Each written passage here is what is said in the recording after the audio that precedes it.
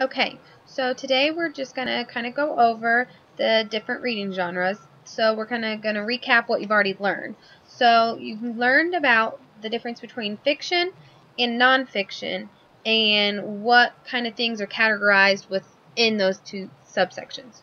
So the different reading genres are fiction and nonfiction, and underneath those there's different categories. So you learned underneath fiction there's science fiction, historical fiction, fairy tale, fable, mystery, and underneath nonfiction there's biography, autobiography, narrative nonfiction. So these are all the different categories.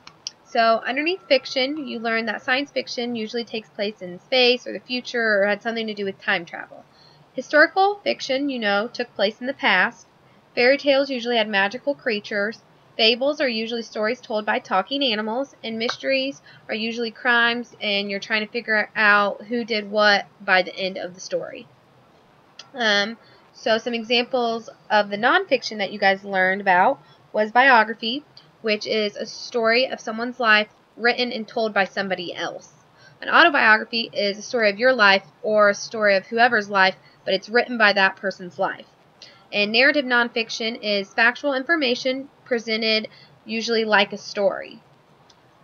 And so now we're going to discuss, just kind of go over what is the main differences between fiction and nonfiction. So the biggest difference between fiction and nonfiction is fiction is make-believe. It's not true. And nonfiction is 100% true. And this is the main difference between fiction and nonfiction.